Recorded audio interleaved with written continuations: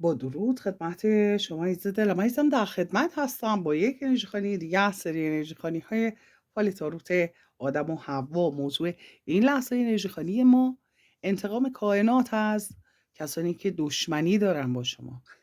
بله، کسانی که بدخواه شما هستن، دشمنی دارن. انتقام کائنات از اینها به چه صورت بوده و هست و خواهد بود. آمین که کائنات هر آنچه که پنهان هست بر شما عزیز دلم همکنون و در همین لحظه آشکار کنه. آمین. بله.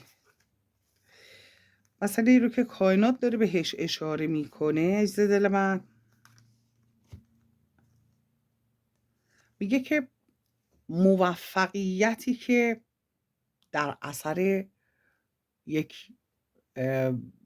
بدخواهی هستش، هاکسیز، یعنی که فردی که حق نداشته، این موفقیت حقش نبوده و این فرد چون این کار کرده و میگه چون حرص داشته و حیله و با حرص و حیله، خیلی واضح نوشته شده حیله، و اینکه با دروغ هایی که گفته سعی کرده برای شما دردسر درست کنه و حقایق رو اونطور که واقعیت داشته عنوان نکرده تا شما متضرر شین، تا شما نگاه دیگران نسبت به شما بد باشه یا حقی رو به ناحق ضایع کرده در خصوص شما. داره توضیح میده این فرد چه کار کرده یا این افراد چه کار کردن تا اینکه در ادامه ببینیم که چه به روزشون اومده. و اینکه موفقیت هایی که نتونستن این فرد یا افراد داشته باشند و نیت بدی که داشتن یا اشتباهاتی که کردن، سوچ خب به معنای این یک خلافی رو مرتکب شدن هستش و به جای خالی میگه که تکیه کردن، یعنی دنبال هیچ بودن، در واقع چیزی که مال اونها نبوده، عاید اونها نبوده و خواستن از دست شما در بیارن. حالا چه وجهه اجتماعی شما باشه، چه مسائل مالی شما باشه، چه مسائل احساسی شما باشه، هیچ فرقی نمیکنه. و میگه خیلی تلاش کردن برای اینکه وقت گذاشتن برای اینکه بخوان شما رو پایین بکشن، بخوان روبروی رویاهای شما، خواسته های شما و توانایی های شما بایستن. بله، و اینکه برنامه ریزی هایی که کردن، میگه تمام اینها رو کائنات سویا به آب انداخته. یعنی که کائنات این برنامه هاشون رو، خیلی هاشون رو از بین برده، نقشه هاشون رو نقشه براب کرده و میگه که دقت و شعور رو یه جاهایی ازشون کائنات گرفته.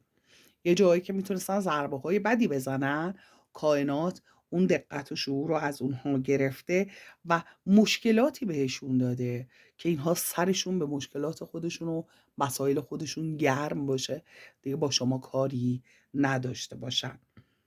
و مثل این که توی کلاس معرفت و انسانیت و انسان دوستی، اینها میگه نمرشون 0 هستش. بله، و سونوفتا کالما، بله، میگه مثل که رد شدن.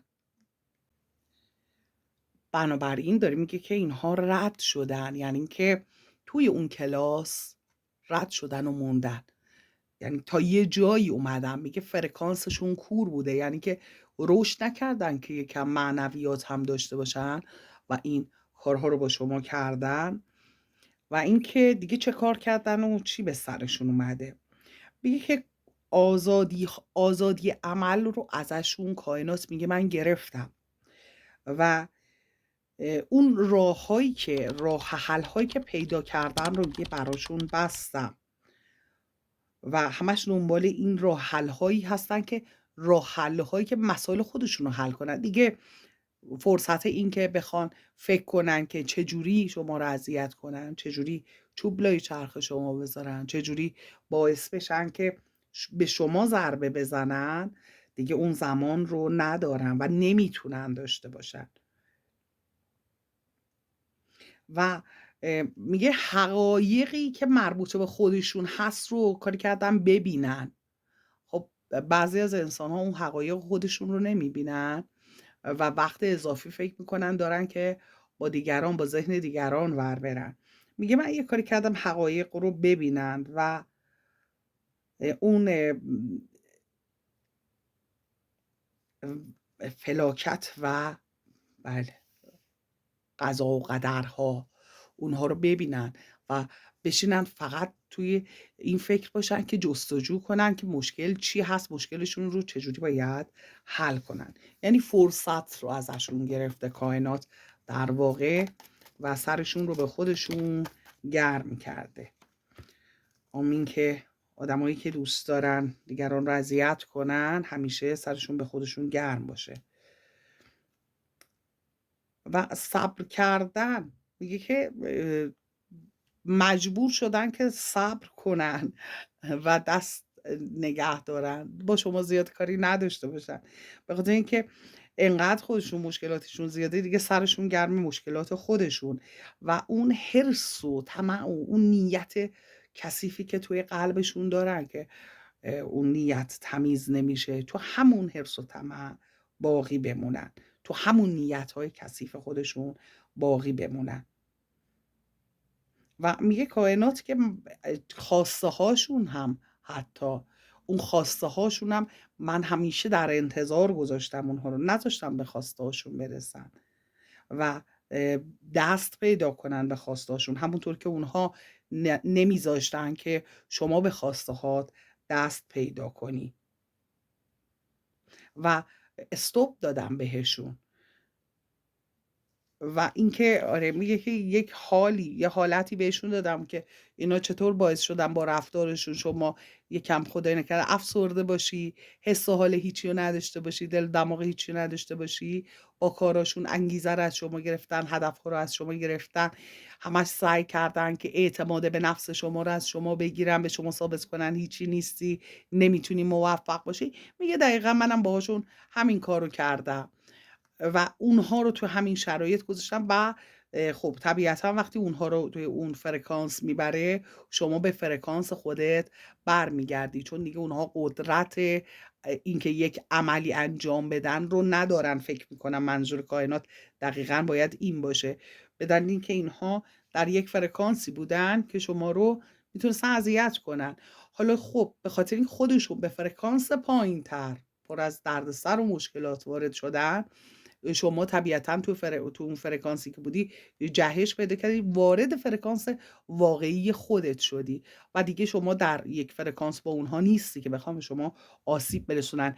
حسم میگه که کائنات این رو میخواد بگه. حالا نظر شما چه هستش؟ اگر تجربه کردید این مسئله رو لطفا کامنت کن عزیز دلم.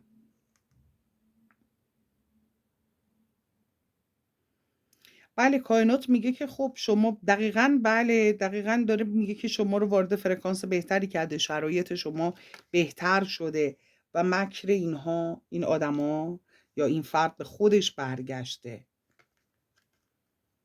و توانایی های شما باعث شده که شما باز هم به اهدافتون یا نزدیک بشین یا دست پیدا کنین و احساس شما تونستید احساستون رو کنترل کنید و از اون فرکانسی که اونا خواستن خودتون رو خارج کنید با کمک کائنات و قدرت شما رو داره بهش اشاره میکنه و قدرت شما در خصوص مسائل احساسی و مسائل مختلف. ببینید دلم داره میگه که یعنی که حالا اگر اینا باعث شدن که رابطه احساسی تو خراب بشه یا یه سری مسائل و مشکلات برای شما به وجود بیاد و قربونت برم، میگه که فرکانسشون تغییر کرد، شما در فرکانس خودت قرار گرفتی، حالا یا یک تجربه جدید رو حس کردی، یک تجربه جدید رو به دست آوردی با یک فرد جدید و یا اینکه با همون فرد دوباره شما وارد رابطه شدید، مشکلات حل شد، دیدگاهتون شاید عوض شد. عدو شود سبب خیر اگر خدا خواهد. پیش خودتون یه فرصتی رو داشتید تا اون فرد مورد نظر رو یا اون شرایط مالی احساسی هر چی که هست رو محک بزنید، راه حل بهتری حتی شاید پیدا کرده باشید. اگر این حالت هم براتون به وجود اومده یعنی که خب به فرکانس خودتون که هیچی، حتی به فرکانس بالاتری شما وارد شدید و عدو شود سبب خیر اگر خدا خواهد دقیقا همین معنا رو داره. و وابستگی ها و اینکه وسوسه. بله، میگه به خاطر اون وابستگی‌هاشون، به خاطر اون وسوسه‌شون، به خاطر اینکه شما یادآور نداشته‌های اونها هستید، توانایی‌های شما. اونها اشتباه، ببینید یه جایی اشتباه فکر می‌کنیم ماها. ما پیش خودمون فکر می‌کنیم که این فرد چون از ما بدش میاد به ما ضربه میزنه، چون از ما بدش میاد سعی می‌کنه ما رو تحقیر کنه. چرا؟ چون از ما بدش میاد سعی می‌کنه ما رو اذیت کنه. چون از ما بدش میاد روبروی اعتقادات ما میسته، روبروی خواسته های ما، روبروی اهداف ما، روبروی اون تفکر ما میسته. اما اینطور نیست عزیز دل من. در واقع به خاطر اینکه شما هدفمندی، شما عقاید خاص خودت رو داری، شما چارچوب خاص خودت رو داری، شما کاراکتر خاص خودت رو داری، یک کاراکتری داری که شکل گرفته، شما توانایی‌های خاص داری. به خاطر اون هست که سعی میکنه شما رو محدود کنه یا سعی میکنه شما رو ببنده، شما رو از اینکه شما رو از خودش بالاتر میبینه، نمیتونه یک رقابت سالم با شما داشته باشه. به خاطر این با اون دشمنی کردن سعی میکنه شما رو بیاره پایین تر از خودش، چون توانایی و یارای اون رقابت رو نداره. در واقع این فرد یا افراد به خاطر اینکه شما برتر هستی با شما کار دارن. اگر شما از اونها پایین تر باشی اصلا اینا با شما کاری ندارن و مشکل اینا این هستش که نمیخوان مثل شما باشن، میخوان جای شما، میخوان خود شما باشن و چون این امکان پذیر نیست خودش رو بازنده میدونه، چون میدونه نمیتونه شما باشه، میدونه نمیتونه مثل شما باشه و شما یادآور نداشته‌هاش هستی. مثل این میمونه که شما رو هر وقت میبینه انگار که روی زخماش نمک میپاشن و یه خود تحمل کردن شما و یه خورده دیدن شما، یه خورده اون آرامشی که شما داری، چیزایی که شما داری، دستاوردهای شما، حتی اگر اهدافی داری که هنوز بهشون دست پیدا نکردی، اینکه این فکر رو شما داری ولی اون نتونسته همچه فکر و ایده‌ای داشته باشه به اندازه شما هدفمند باشه. از نگاه این فرد شما موفق هستی و این فرد همین باعث شده که با شما دشمنی داشته باشه. این دلیل بر این که حالا شما با اون کاری کردی، شما اذیتش کردی، شما خواستی اذیت بشه نیسته، شما با اون کاری ندارید. این او هست که با شما کار داره. خواستم این نکته رو یادآوری کنم. یه موقع نیای هی تو خودت دنبال ایراد بگردی من چیکار کردم که اینا با من دشمنی میکنن. خیلی ممکنه این جمله رو گفته باشی من با اینا کاری ندارم، این با من چرا این کار داره یا اینا با من چی کار دارن. شما کاری نکردی عزیز دل من، شما برتری، شما خوشفکرتری، شما مهربونتری، شما انسان هستی و این خیلی سخته. انسان بودن خیلی سخته، مهربان بودن خیلی سخته و وجدان داشتن خیلی سخته و این رو هر کسی نمیتونه داشته باشه. ولی ادامه میدیم ببینیم کائنات دیگه به چه مسائلی میخواد اشاره کنه. و مسئله دیگری که کائنات داره بهش اشاره میکنه میگه که تأخیر در دستاورد برای این فرد یا افراد به وجود آورده و اون دیدن یعنی کمبودها. حالا کمبودها میتونه به معنای عاطفی باشه، میتونه به معنای مالی باشه، میتونه به معنای کاری باشه، میتونه به معنای وجهه اجتماعی باشه. اون کمبودها رو ببینید اکسیکلی به وضوح داره روی کمبودهای این فرد یا افراد صحبت میکنه و از دست رفته ها. ممکن هستش که شما پیش خودت فکر کنی که شما رنج‌هات حتی از اون فرد بیشتر بوده، ولی اینکه شما تونستی رنج‌های بزرگتر رو به راحتی پشت سر بگذاری، مثل این میمونه که یه لیوان کوچیک و یک لیوان بزرگ، ظرفیت این لیوان کوچیک خب خیلی کم هست نسبت به ظرفیت اون لیوان بزرگ. اینکه اون ظرفیت رو در شما بیشتر میبینه، خیلی براش غم‌انگیزتر هستش، یا اینکه یک موضوعی که خیلی میتونه کوچیک و پیش پا افتاده باشه برای شما و تحمل و درک اون برای اون فرد، اون افرادی که حالا با شما دشمنی دارن، خیلی تحمل درک و درکش خیلی براشون سخت گذشته. یعنی اینکه اگر شما از 100% 10% احساس رنج کردی، اونها 90% احساس رنج کردن و دلیلش خودخواه بودنشون هستش. آدمایی که خودخواه هستن با رفتارشون کاری میکنن که شما مجبور باشی بهشون احترام بذاری، مجبور باشی اظهار نظر نکنی، مجبورت میکنن که حرف نزنی، مجبورت میکنن، شما رو در شرایطی قرار میدن که شما همش باید فکر کنی که ما به این بر نخوره. اونجا هست که شما باید بگی به جهنم، بذار بهش بر بخوره، کار خودتو باید انجام بدی عزیز دل من. ولی ضرر و موانع به وجود آوردن به هر طریقی که شده به شما بتونن ضررشون رو بزنن یا یه حرفی بزنن، چیزی که در خودشون هست رو به شما نسبت میدن، اون فکری که خودشون دارن رو به شما نسبت میدن، دقیقاً اون ضربه‌ای که خودشون به شما زدن رو دقیقاً همون رو توی روی شما میتونن نگاه کنن و به شما نسبت بدن. خیلی راحت این کارو میکنن. چی جوری؟ والا منم نفهمیدم، ولی میتونن دیگه.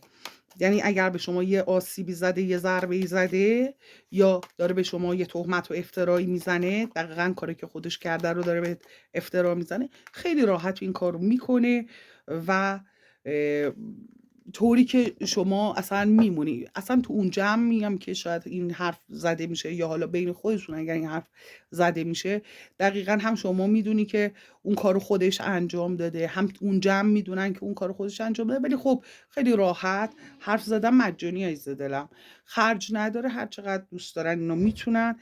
و ببینیم کائنات چه کار میکنه در اینجا. میگه که برای دشمنها، بله، همون افتراهایی که وجود داره، از دست رفته هایی که وجود داره و برای اونها میگه جدایی ها و انتقامی که کائنات میگیره رو در نظر گرفته. کائنات میگه اون جواب اونا رو میگه من میدم، تو دست خودتو، خون خودتو کثیف نکن، جواب همه اونها رو خودم میدم. ببینید خیلی واضح، افترا، کایپ همین از دست دادن و جدا کردن و انتقام رو داره بهش اشاره میکنه. دقیقا انتقام کائنات از دشمنان شما بود دیگه. موضوع دقیقا اینجا به همین انتقام داره اشاره میکنه. بله، کافیه شما حروف انگلیسی رو بلد باشید، دقیقا میتونید خودتون بخونید. هیچ چیزی اضافه نمی کنم و هیچ چیزم کم نمی کنم. صادقانه برای شما انرژی خانیت رو انجام میدم عزیز دلم. نمیگم به عنوان تاروت لیدر شما، میگم به عنوان رابطه بین شما و کائنات. هر چیزی که نیت شما باشه رو میپرسم، جوابش رو برای شما دریافت میکنم و خدمتون عرض میکنم.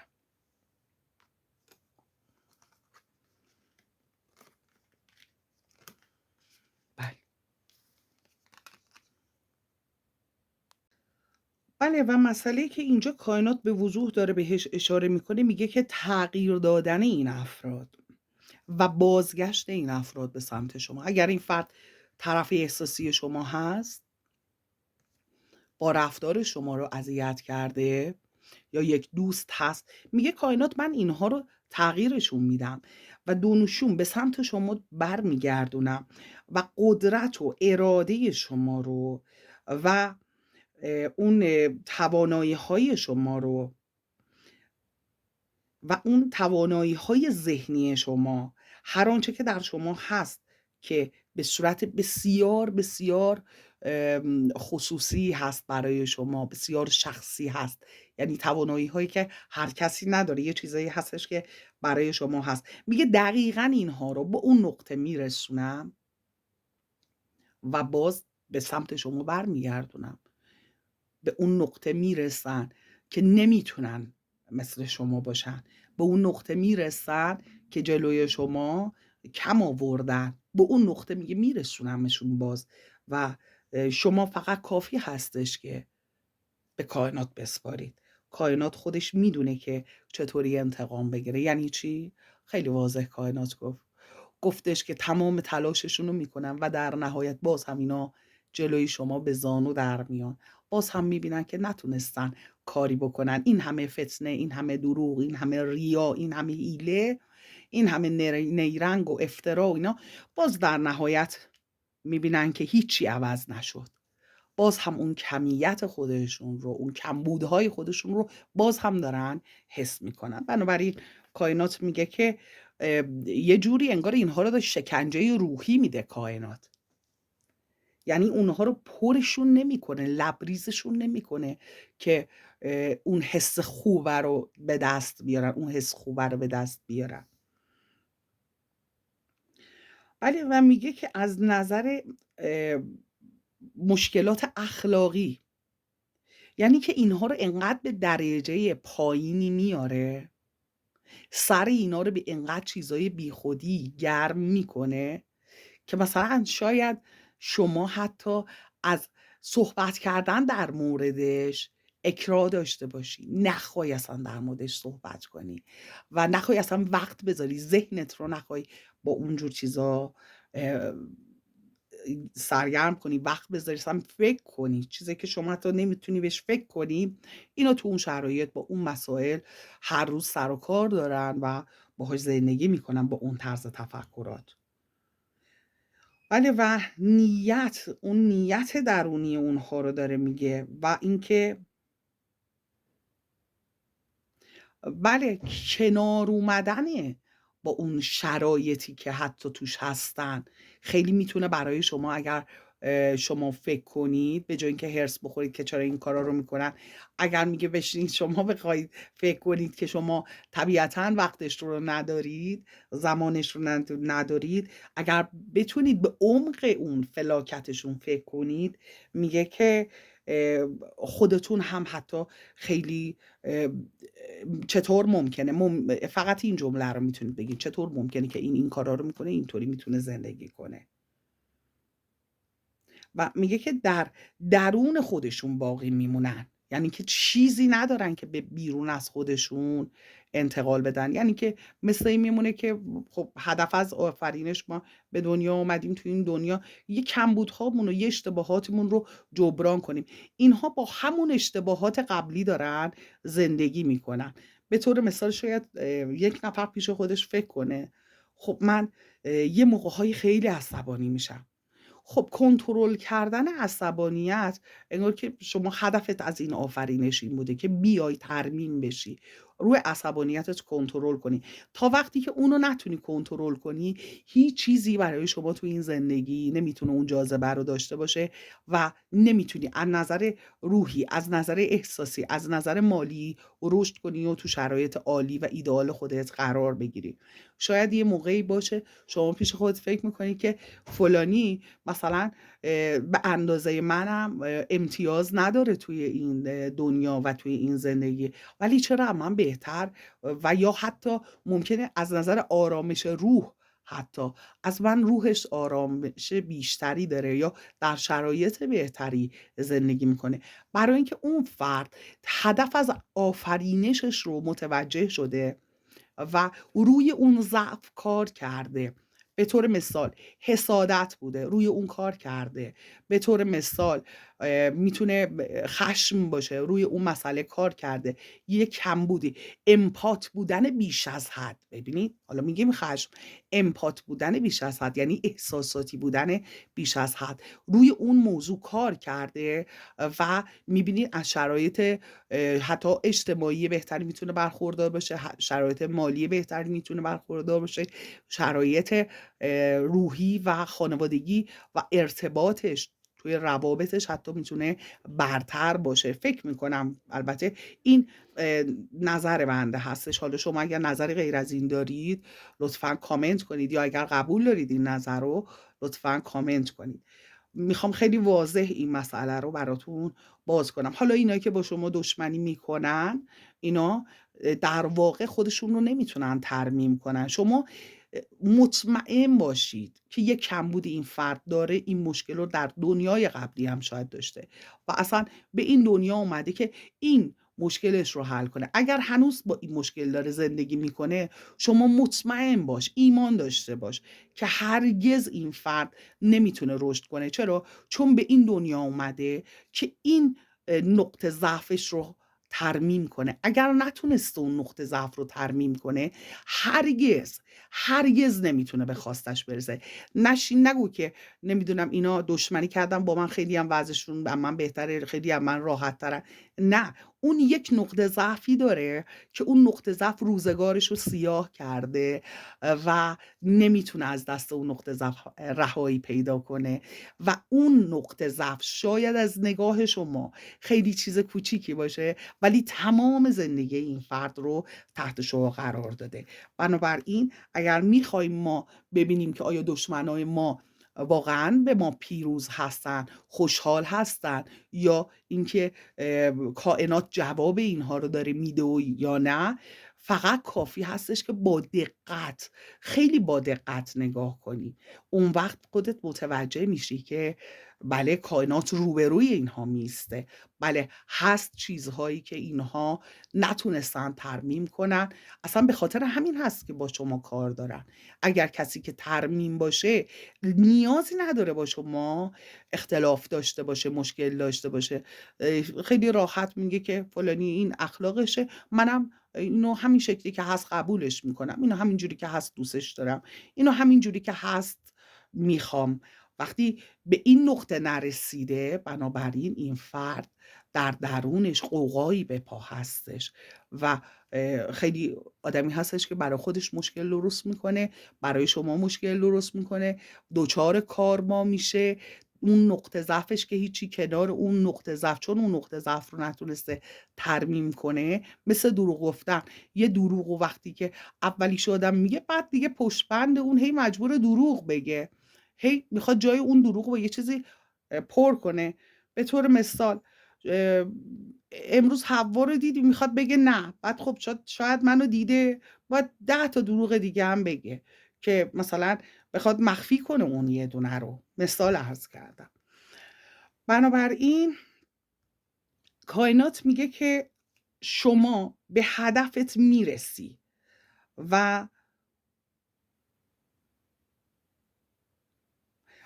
اون چیزی که هدفت هست، اون چیزی که خواستت هست، در نهایت انجام میشه. شاید اینها بتونن فاصله‌ای بذارن بین شما و یک خواسته، ولی اگر اون خواسته هم انجام نشده، چیزی که شهود داره این لحظه میگه اگر انجام نشده، یه عده آدم اومدن، یا فردی اومد رابطه ای رو قطع کرد، یا رزق و روزی رو برید، شما بدون که اون اتفاق برای شما نباید میافتاده و در اونجا این فرد رو کائنات به حرکت در آورده تا اون اتفاق نیفته.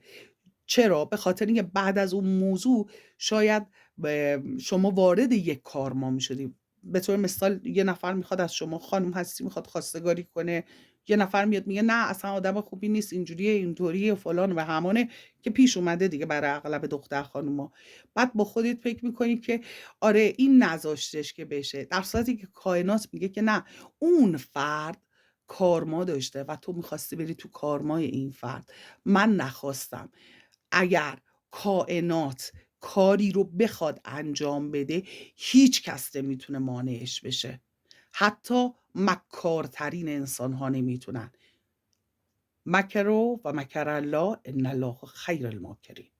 خداوند بزرگترین مکرها رو به این آدما میزنه که نتونن کاری بکنن برای شما. بنابراین اونجا هم شما در واقع عدو شود سبب خیر اگر خدا خواهده، یعنی که اونها باعث میشن که شما دوچار اون کارمایه نشی.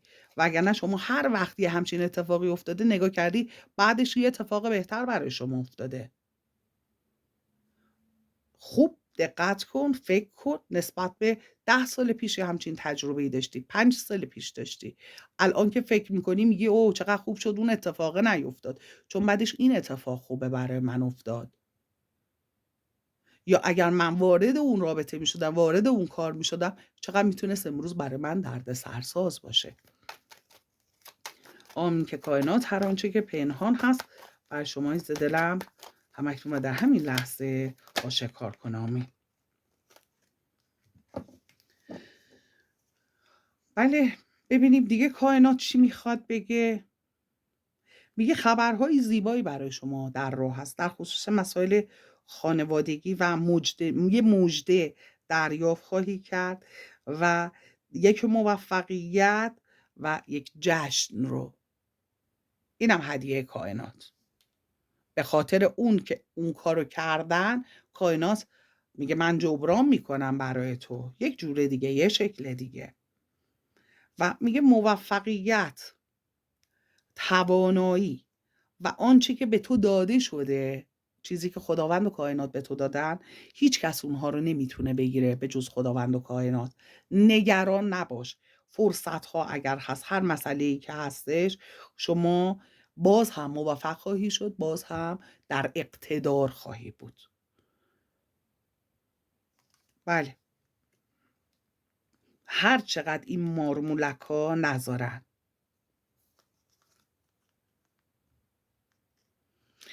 مسئله دیگری که کائنات بهش داره اشاره میکنه، میگه یک شادی در راه هست برای شما.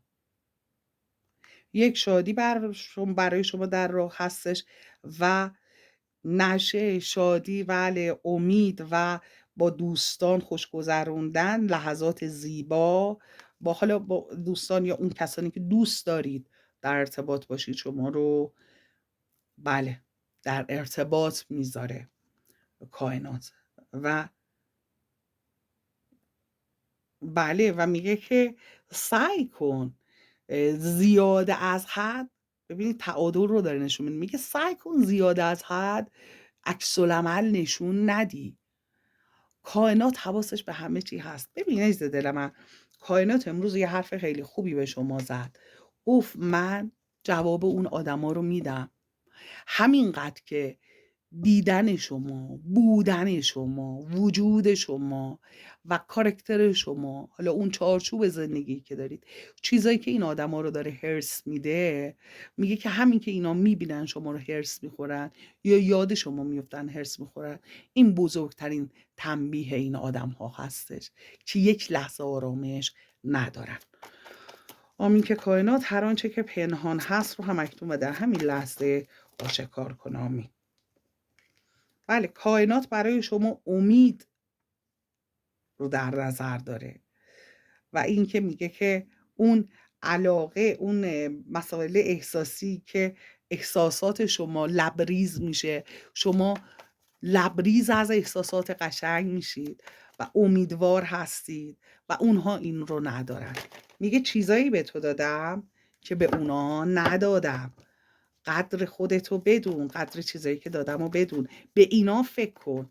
برای چی میای به نکات منفی فکر میکنی؟ اون قسمتش هم بسپار به ما، به خداوند و کائنات میگه بسپار، خودشون جوابشو میدن. میگه ماسک این آدم ها میفته و همه میبینن، همه میدونن، همه اینا رو خوب میشناسن و تو سعی کن که ذهنت رو درگیر این افراد نکنی و ذهنت رو آزاد بذاری، بتونی لذت ببری از زندگیت و به اون آرامشی که میخوایی برسی و همیشه در آرامش باشی. میگه افرادی رو برای شما در نظر گرفتیم، جفت روحی هستن، اینا کنار شما میان و با شما در ارتباط میشن.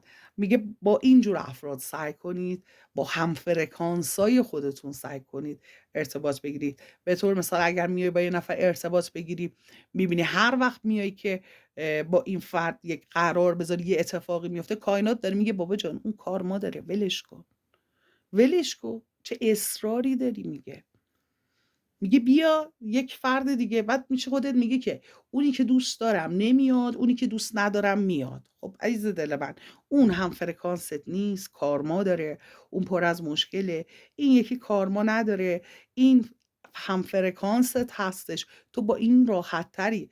ولی خب چون به ظاهر فرد نگاه کردی، از روی ظاهر تصمیم گرفتی، ممکن هستش که اونجا یک اشتباهی صورت بگیره توی تصمیم. و میگه تو پتانسیل یک رابطه موفق رو داری، پتانسیل یک رابطه موفق رو داری، پتانسیل موفقیت ها رو که توی اون نوک اون قله موفقیت ها به ایستی رو داری. کائنات میگه چون تو اینطوری آفریده شدی، تو فردی هستی که در دنیای قبلی شما کارایی کردی که یه سری امتیازات داری. پیش خودت میگی من هر جا میرم تو چشم، هر جا میرم کاروبارشون وا میشه، هر جا میرم متفاوت هستی، توی یه جمع متفاوت هستی. اگر اینطور هستی لطفا کامنت کن، میخوام بدونم چند درصد. چون این فرکانس افرادی هستش که واقعا این حالت رو دارن. دوست دارم بدونم که این انرژی چقدر داره توی فرکانس خودش حرکت میکنه و کسانی که دارن میبینن تا چند درصد هم فرکانس هستن، که من 100% میدونم هم فرکانس هستید و روی این قله های موفقیت جایگاه شما هستش. شما فرد توانا و توانمندی هستی و پتانسیل یک رابطه خوب رو داری، یک زندگی خوب رو داری، موفقیت رو داری. عزیزا دارم چون تا این لحظه لایک سابسکرایب نکردی، لطفا لایک کن، سابسکرایب کن، از چنل خودت حمایت کن. و کارت آخری که کائنات داده میگه انرژی شما انقدر زیاد هستش که اگر بخواهید از طریق انرژی با فردی ارتباط بگیرید، میتونید حتی از مسافت دور این انرژی رو، تبادل انرژی رو برقرار کنید. 7 نفس عمیق، 7 دقیقه به هیچ چی فکر نکن، 7 دقیقه تصویر سازی کن. هدیه کائنات برای شما. دوستت دارم عزیز دلم. اینم از انرژی خانی این لحظه. چون تا این لحظه لایک سابسکرایب نکردی، لطفا لایک کن، سابسکرایب کن، از چنل خودت حمایت کن. در نور باشی. آمین.